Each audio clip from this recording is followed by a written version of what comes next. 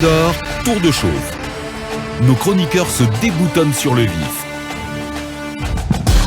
Voilà, nous continuons notre tour de chauffe. Talib et Barry, on parle de cette tribune de Bogola Haba, le coordinateur du FNDT, Front National pour la défense de la transition. Et on en parle sur la question que cache la dernière tribune de Kéamou Bogola Haba, puisque dans cette tribune, cette tribune est ainsi titrée « Non au scénario du 28 septembre 2009 et non au scénario du 3 décembre 2009 ».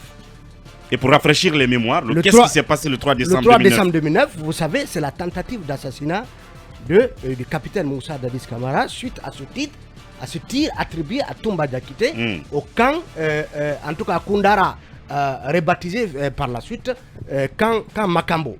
Alors, dans cette tribune, elle est déclinée en 13 points, oui. Mais il y a une phrase qui suit après le 13e point.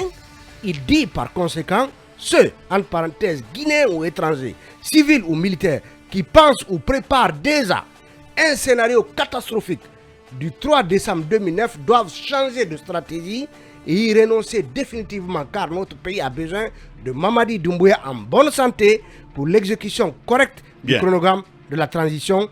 Et c'est en ces termes qu'il s'exprime. Justement, c'est... on va Eh bien, s'il y a donc des manœuvres et des tentatives, en tout cas dans la cité, c'est que Bogola en sait quelque chose. Nous l'avons en direct. Monsieur Abba, bonjour. Bonjour. Bienvenue dans Mirador ce matin. Nous nous intéressons à votre tribune. Oui, Bogola, on a lu un pan de votre tribune.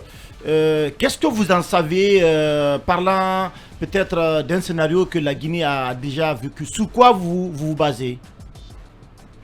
Vous savez, nous nous sommes engagés dans la défense de cette transition pour qu'elle soit la dernière.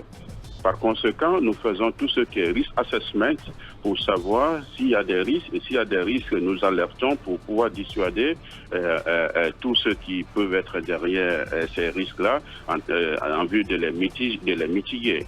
Et donc, c'est important que dans l'évaluation de la transition de 2009, il y a eu deux événements extrêmement importants, l'événement du 28 septembre et l'événement du 3 décembre, et qui ont vraiment changé le cours de la transition passée.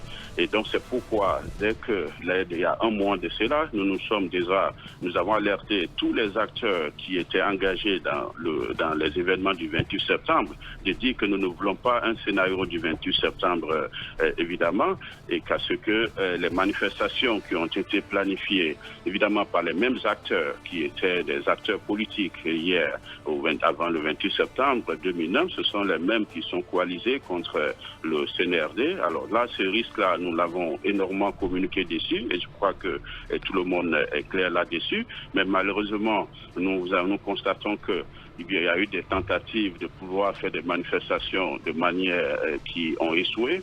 Et nous avons aussi alerté la CEDEAO. Oui, excuse-moi, nous avons aussi alerté la CEDEAO par rapport à son rôle et dans les événements de 2009, et je crois que la CEDEAO a pris des positions importantes. Maintenant, là, cette semaine, vous avez beaucoup de rumeurs importantes qui viennent de partout sur les réseaux sociaux par rapport à des tentatives d'assassinat ou des tentatives d'attaque du colonel Doumbouya, et nous n'allons pas, et puis c'est persistant, les gens écrivent, tout le monde dit ce qu'ils pensent, et les journalistes, mais nous n'avons pas d'informations officielles sur ce qui se passe de ce côté. Il est donc de notre devoir d'alerter et puis d'anticiper et de demander à tous ceux qui peuvent être derrière une telle tentative de renoncer à ce scénario, parce que nous voulons que cette transition termine avec celui qui a commencé. On ne veut pas un scénario d'une transition à deux vitesses et à deux têtes. Bogola, alors, cette autre question, vous n'êtes pas un service de renseignement, vous-même vous parlez sous la base de rumeurs, vous n'avez pas d'informations fiables. En quoi aussi les manifestations annoncées par les partis politiques, par exemple, peuvent être considérées comme une tentative, notamment de déstabilisation du régime? D'abord, il y a un message important qu'il faut faire passer. Je crois qu'il est extrêmement important que M. Alpha Condé rentre en Guinée. Il est parti se traiter, il doit rentrer. Cellou Dalein doit rentrer, Sidya Touré doit rentrer. Tout le monde doit rentrer pour que nous restons ici et gérer. Parce que pour vous, ces trois personnalités qui sont à l'extérieur représentent une menace. Ils agiraient contre la jeune. Ils sont extrêmement importants parce que Alpha Condé, Cellou Dalein, Sidya Touré, au 28 septembre, ce sont eux qui étaient les grands acteurs de tous ces événements-là. Évidemment, Samba, c'est en train de venir, qui était aussi l'un des grands acteurs. Je crois qu'il est important que nous soyons tous ici en Guinée par rapport à la question de la sécurité. Si des influents, ils sont très influents, ils ont des amis présidents, ils ont des amis avec les sociétés minières, qui sont... Oui, mais vous ne pouvez pas obliger Sidya, vous ne pouvez pas obliger Sidya de rentrer, Cellou de rentrer, s'ils ne veulent pas rentrer. Au-delà, par exemple, de Cellou, qui est convoqué par la CRIEF, Sidya, par exemple, il n'est appelé par personne. Comment vous pouvez lui demander de rentrer si ce n'est pas son choix de rentrer? Nous demandons à ce que tout le monde rentre pour qu'on contribue à la défense de la transition que nous avons demandé, c'est important.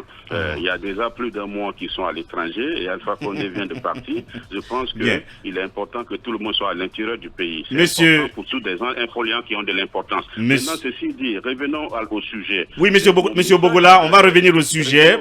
On va revenir au sujet. Peut-être qu'on va vous garder encore un peu parce qu'il faut qu'on sache exactement ce que vous savez de ce qui se dit dans la cité.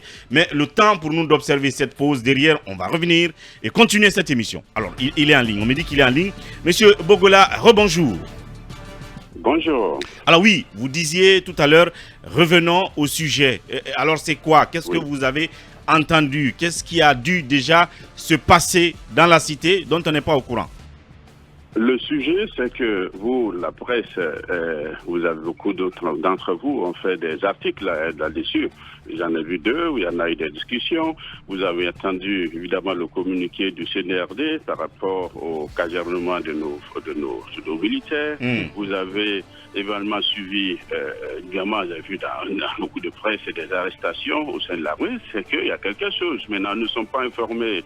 Évidemment, on attend qu'on nous informe officiellement, mais nous n'allons pas rester assis et que, évidemment... Vous-même, vous dites qu'il y a quelque chose, monsieur Bogola. Vous dites qu'il y a quelque chose. Oui, en fonction de ce que... Il n'y a pas de choses, il n'y a pas de fumée sans feu. Est-ce que vous êtes en train de nous dire, parce qu'il faut qu'on replante le décor.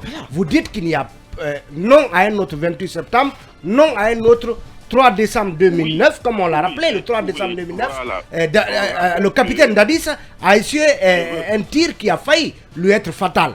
Alors, vous parlez d'arrestation, on a appris l'arrestation de Aliya Kamara, donc ex-patron des opérations des forces spéciales, et l'arrestation d'un des anciens gardes du général Lansana Conté. Alors, est-ce que donc vous voulez nous dire que ces arrestations sont liées aux événements que la presse a décrits au sujet du palais la semaine dernière? Non, c'est pas dans ma bouche, vous allez manger votre piment. Oui, mais c'est vous qui avez dit, hein? C'est ce que vous dites. Oui, revenons à chose. Ce que je veux dire, c'est que la réussite de cette transition dépend éminemment de Doumbouya, qui est le président de la transition, qui est l'acteur principal de cette transition. Bien. Et donc, ce qui veut dire qu'aujourd'hui, si quelque chose arrive, la transition aura autre couleur. Donc c'est pourquoi nous qui pensons que dans le jeu de cette transition, dans ce processus de cette transition, il y a un maillon extrêmement important qui est la santé et la sécurité du colonel Doumbouya. Alors nous alertons les forces de défense et de sécurité qui ont la responsabilité d'assurer sa sécurité, qui ont la responsabilité évidemment d'être unis, parce que c'est le CNRD à qui nous avons confiance, c'est les forces de défense, de tout faire pour maintenir la sécurité du président.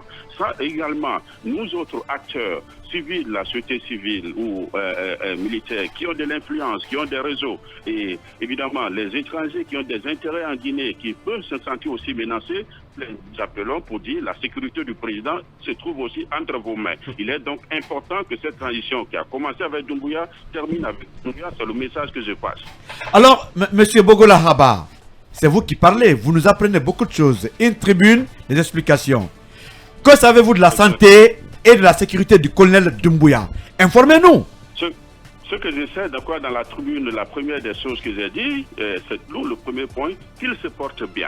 Ça, c'est le message premier. Si vous lisez, vous n'avez pas lu tout le truc. Bon, de toute façon, il n'y a rien à dire là-dessus, puisqu'il a présidé le Conseil des ministres hier. Il a présidé, et donc ceux qui pensent qu'ils ne se portent pas bien, c'est pour les dissuader de ne pas même penser à un tel scénario. Bien. C'est ce que je dis. Et que ceux qui en ont des intentions, de leur dire de ne même pas y penser parce Monsieur que... Bogola. Et les arrestations actuellement, est-ce que ça a un lien avec votre tribune? Certains secrets de polichinelles que des militaires se font actuellement arrêter dans les camps et ailleurs. Il n'y a aucun lien avec la tribune, il n'y a aucun lien avec ma tribune. Le lien qu'il a, c'est que c'est des événements qui, dans la cité, montrent qu'il y a quelque chose qui ne va pas. Et bien. Donc, il est important que nous, civils qui ne savons rien de ce qui se passe, d'alerter quand même les forces de défense et de sécurité, qu'ils ont vraiment la sécurité du président entre leurs mains. Ils ont besoin d'être unis pour le défendre. Parce que nous ne voulons pas un scénario de 2009 où nous avons connu Doumbouya et nous avons connu Dadis et Sekouba. Et ça, c'était les forces de défense et de sécurité qui avaient cette responsabilité. Nous avons l'obligation de leur demander que cette fois-ci, il faut tout faire pour rester unis et autour du colonel pour que nous puissions conduire cette transition parce qu'ils en ont pris la responsabilité. Oui, nous n'avons pas ce pouvoir de le protéger. Akumba pour une autre question. Monsieur Bogola Galé. Bonjour. Bon, toi-même, tu sais que je ne suis pas content. Tu laisses ton ami ici, tu vas là-bas et puis... Bon, écoute, mais est-ce que vous pouvez me confirmer que vous êtes parmi les proches du cercle restreint du CNRD? Moi, je suis un proche de la transition. C'est ce que vous m'avez connu dans ça. Vous m'avez rentré en Guinée. Ma question est simple. Et donc, les proches, je ne sais pas ce que ça veut dire. Je ne suis pas membre d'aucune institution, ni membre du gouvernement, ni membre d'aucune institution. Je n'ai jamais demandé d'ailleurs même mon CV à qui que ce soit. Non, la seule réponse que je voulais avoir, c'était d'être convaincu que vous êtes proche du CNRD. Et puis, j'ai une autre question qui pourrait être subsidiaire à cette réponse. Proche du CNRD parce que nous sommes tous proches des forces de défense et de sécurité. D'accord. Donc la preuve c'est qu'il porte un tri ce matin. Alors, ma question, monsieur Bogola Haba, si vous êtes proche du CNRD, proche de la transition, comment est-ce que des simples faits relatés par la presse peuvent vous amener à signer une tribune, ou est-ce que vous veniez pour confirmer certaines présomptions qui ont été portées par la presse, d'autant plus que vous êtes proche du CNRD, donc vous avez une version qui peut être une version de première main. La deuxième question qui est consécutive à celle-là aussi... Non, restons à ça, parce que sinon je peux vous lire. D'accord. Pourtant, tu as une grosse tête, Bogola. Non. Ce que j'ai dit, c'est que nous sommes tous proches. Je n'ai pas rentré auprès du CNRD ou de qui que ce soit. Mais ce que je veux dire, c'est que nous défendons la tradition en utilisant les moyens de la non-violence, dont la communication en premier. Et donc, si nous voyons que l'opinion est polluée par des informations toute une semaine qui pèsent à risque, parce que c'est des informations à risque, l'intégrité du président, c'est une information importante qui peut me donner des envies à ceux qui n'en ont pas. Donc, c'est pourquoi nous avons pris la parole pour dire à chacun de rester tranquille. Le président se porte bien. Il a présidé le conseil des ministres d'hier. Et qu'il a fait une apparition et que tous ceux qui spéculent sur son état de santé doivent rester tranquilles, mais ceux qui ont aussi des intentions de vouloir le faire du mal, qu'ils renoncent à cela. C'est comme ça. D'accord. La réponse, M. Haba, le président Alpha Condé qui vient de quitter, quand on disait qu'il était malade ou qu'il était mort, il faisait un marathon de Kaloum vers le palais du peuple. Je pense que la réponse la plus appropriée aurait été de voir le colonel Mamadi Doumbouya de la présidence de la République vers le palais pour rendre visite à Dansa Kanté, le président Dansa Kourma, le président du CNT. Dansa Kanté, c'est mon oncle, ça va toujours venir dans ma tête. L'autre question que je voulais vous poser, vous êtes... Non, ça c'était pas une question, c'est une remarque. L'autre question que je voulais poser... Oui, peut-être la dernière. C'est une remarque pertinente parce que là, vous comparez Doumbouya à Alpha Condé. Ce que vous savez, c'est que Doumbouya est très différent de tout le monde. Et depuis qu'il est arrivé, tout le monde voit avec humilité... Alors c'est grave s'il est différent de tout le monde. Oui, il est différent parce que chacun est différent. C'est grave. Chacun est différent individuellement. Donc, chacun est différent individuellement. Il n'a pas besoin de cela. Je crois qu'il a un travail à faire, qu'il est très concentré sur ce travail-là et il est en train de le faire bien. Et je pense qu'il n'en a pas besoin de faire ses bains de poule. Donc, une rumeur qui consisterait à dire qu'il ne peut pas marcher aurait vraiment une base fondamentale dans la cité. Mais la question que je voulais vous poser, monsieur Bogola, pour terminer, puisque j'ai beaucoup parlé, vous savez, quand on est porteur d'une opinion publique, on peut parfois avoir une autoprophétie réalisante. Quand vous pensez qu'il y a des projets qui tendent à nous amener à la version de 2009-2010, c'est-à-dire une transition à deux têtes, est-ce que vous ne craignez pas que votre prière soit demain la réalité? Non, ma prière, c'est que cela n'arrive pas. C'est pourquoi, d'ailleurs, depuis le début, nous avons créé le Front National pour la défense de la transition, parce que ça a été un échec total, ce qui s'est passé en 2009-2010. Un échec total sur la ligne. C'est pour ça qu'il faut tenir compte de ces erreurs du passé et corriger ce qui doit se passer. Nous voulons que ça soit la dernière transition. Ce qui veut dire, c'est la dernière transition. Nous voulons que ça soit le dernier coup d'État qui s'est passé le 5 septembre, que le changement soit irréversible. Bien, alors, la toute dernière question, Voilà, monsieur Bogola, que reprochez-vous à ceux qui estiment que votre démarche actuelle vis-à-vis du CNRD renvoie au fait que vous soyez en train de vous chercher auprès des autorités sur place? Je crois que tout le monde le sait bien. Moi, je ne suis pas un enfant de rue. Je suis venu ici à Conakry avec mon sac d'élèves au lycée Kipé. Et tout ce que j'ai fait ici, je crois que j'ai le minimum qu'il faut pour vivre sans forcément faire la courbette, que ce soit par la grâce de Dieu. Je suis un self-made. Je me suis fait ici vérifier mon CV. Je n'ai jamais cherché quoi que ce soit. Et je ne pense pas que c'est l'intérêt de la nation qui est en jeu. Nous sommes tous rentrés 17 ans à l'étranger et pas en tant que chômeur, mais en tant que cadre de haut niveau. Et donc, quand je rentre ici pour une cause, c'est pour cette cause que je défends. Nous avons défendu la question du troisième mandat. L'objectif est atteint. Aucun Guinéen ne demandera plus. Nous voulons que cette transition soit la dernière et que la Guinée puisse rattraper son retard. C'est pour ça que nous sommes engagés dans cette cause-là. Maintenant, ceux qui veulent chercher des petits postes, c'est pas avec des décrets que tu dois avoir cela. Il faut, si vous voulez être riche, et créer des entreprises. Bien. Vous avez défendu aussi Dadis doit rester. Monsieur Bogola. Vous assumez? Je n'étais pas en Guinée. Je crois que c'est un certain Mané qui avait créé un tel mouvement. C'était pas moi. Je n'étais même pas en Guinée. J'étais aux États-Unis. Oui, Mané, il est connu pour ça. Vous avez raison là, de ce côté-là. Je crois qu'il faut l'appeler. Je n'étais même pas en Guinée. J'étais membre de NFD. Ce que j'ai fait, c'est que, étant à l'étranger, j'ai suivi tout ce qui s'est passé de Washington à Paris jusqu'en Afrique, au niveau de la CDA au Ouagadougou. Et vu ces risques-là, j'avais donc demandé à mes frères qui étaient membres de NFD, qui était un mouvement venu des événements de janvier-février 2007, de renoncer, de ne pas s'associer au 28 septembre parce que c'est un scénario catastrophique pour la Guinée. Comme ça n'a pas été fait, j'étais obligé de démissionner le 29.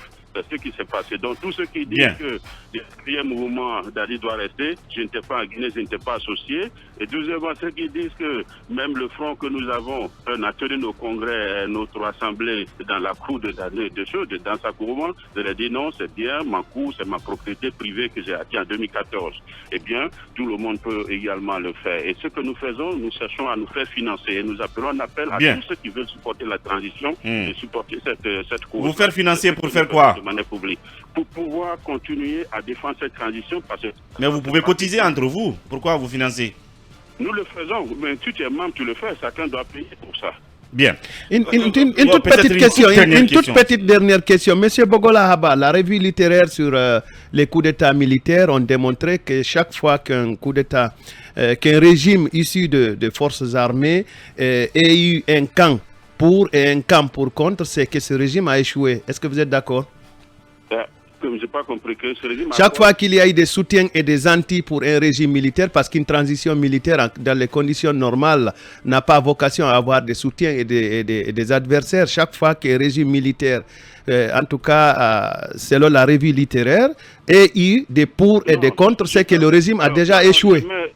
Donc, je mets en cause cette revue littéraire qu'il faudra discuter, c'est peut-être un critique. C'est pourquoi, si vous avez une transition de 36 mois, et vous avez dans un pays des organisations politiques qui existent depuis 1992, qui ont tout un mécanisme, un scénario pour organiser ce qui s'est passé par exemple le 28 septembre et qui ont des relations importantes. Ce n'est pas des mouvements de soutien qui peuvent faire cela. Les militaires n'ont pas de soubassement politique, ils n'ont pas de militants, ils n'ont pas de parti. Il faut qu'il y ait des organes, par exemple, ces communications que j'ai faites, qui soient capables de le faire. Donc, les citoyens, s'ils sont organisés, ça affaiblit. Parce que 3 ans quand même, vous avez besoin d'une mouvance, vous avez besoin de ceux qui au moins équilibrent le débat. Et c'est pourquoi le front est extrêmement important. Ce front pour la défense de la terre est important pour au moins équilibrer le débat. Et d'ailleurs, depuis que nous avons lancé ce front, vous avez vu que le message est passé. Hier, vous avez vu nos amis, mon ami Alassane qui a créé déjà Guinée qui est clé. Vous avez le front pour la défense de la quel Alassane? Vous parlez de quel Alassane, M. Bogola? Monsieur Bogola Haba, merci pour votre disponibilité. Camarade de la cause, du mouvement de la plateforme La Cause. Merci. Ma cause, promotrice du 3e mandat. Merci beaucoup, monsieur Bogola. On vous aura encore prochainement pour plus longtemps. On a capté l'essentiel et la quintessence de sa tribune. Tout de suite, on va parler de sport et du Sili.